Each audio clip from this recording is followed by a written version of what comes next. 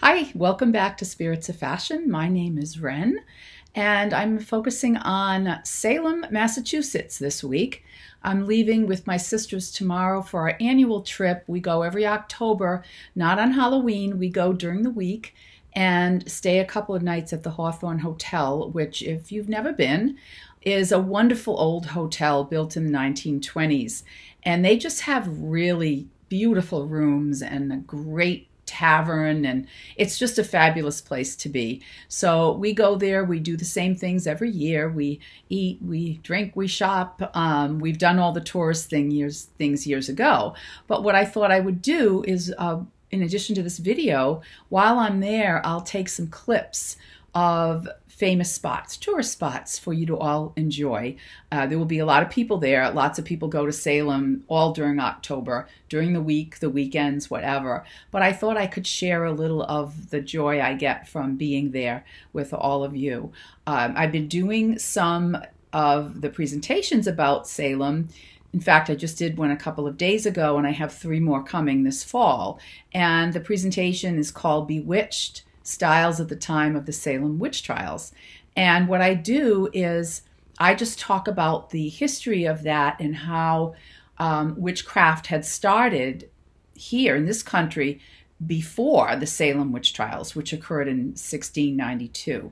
So in 1647, there was a woman accused of witchcraft in Hartford, Connecticut, and she was hanged for that. And then this sort of witch hunt continued through New England from Connecticut to Maine, and 11 people in total were hanged as accused witches, unfortunately. Then in 1692, we have the Salem, crazy things happening there. And I always tell my audiences, picture Salem, Massachusetts. If you've been to New England, you know that our winters can be a little rough.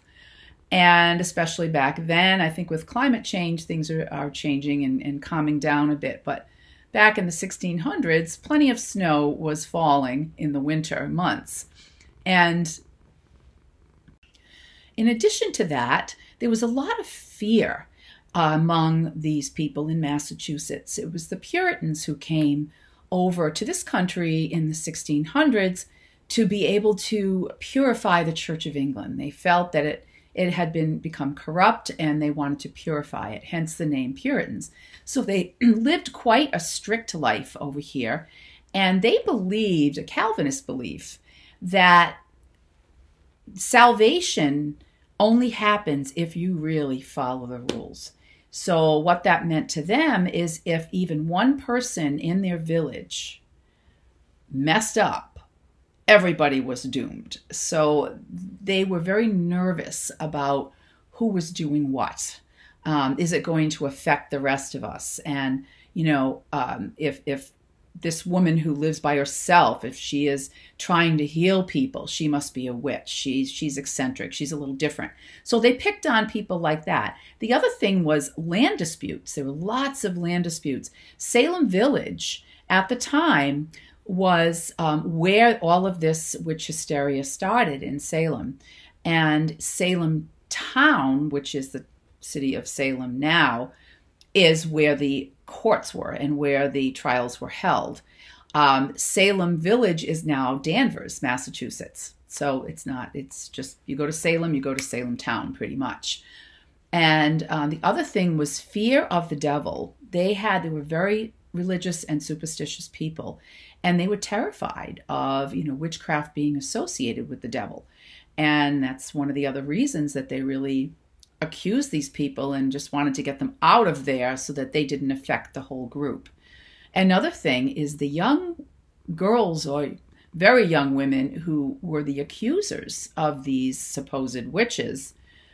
Problem here is that, most of them were about an adolescent age, so they were too old to be coddled, but too young to marry. So they must have been bored out of their minds, and in Salem in snowy weather, they couldn't do much. So maybe they were bored enough to create a little bit of trouble. Long story short, this went on from June. There was the first hanging, Bridget Bishop in Salem, and then it went through till September. there were 19 accused hanged and 1 gentleman, Giles Corey, pressed to death. So 20 in all in Salem during these trials were executed. Not only did people die then, but in the jails where they were holding these accused people before trial, many people died. The conditions were horrible, and they had to pay for their own food, their own drink. Even the manacles that held them, they had to pay for that. The powers that be were stealing their homes and land and crops and whatever else they had. So they really had nothing left. Sarah Good was her name, and her about 3 years old daughter, Dorcas Good, went to jail with her. So she was part of the accused. Now, her mother, Sarah Good, was hanged, but Dorcas made it out of jail, and she wrote a book about it. So there is a book that she wrote about what she went through then.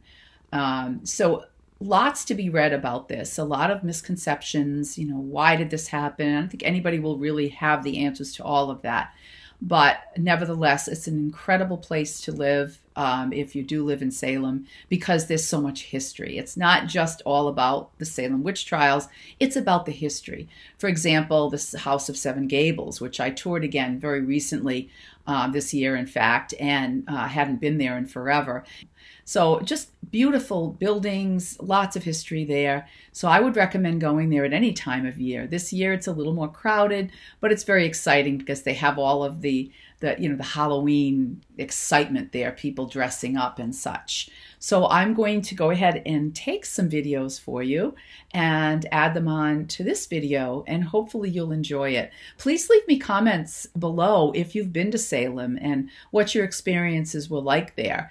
And I hope that you do love it the way my sisters and I do. We've made some friends there, so we get to have dinner with people that we only see that once a year, but that we've been seeing for like 40 years, going every time in October. So I hope you enjoyed this. And again, I will be adding images, and I will be adding some video clips from Salem. So I hope everyone has a great week, and I will see you in the next video. And remember, style never dies. Bye.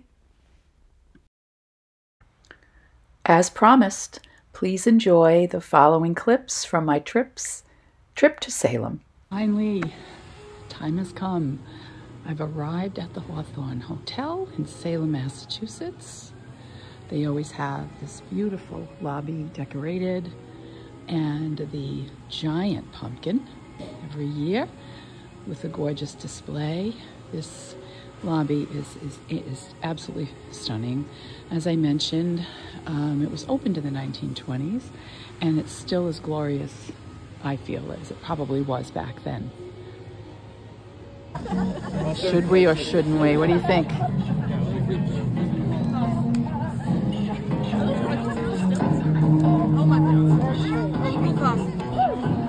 There you go.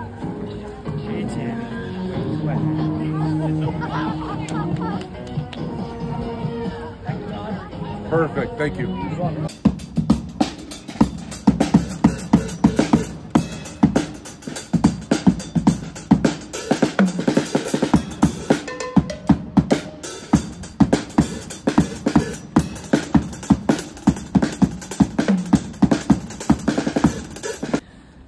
Just went into one of the many shops here in Salem. All kinds of great Halloween stuff.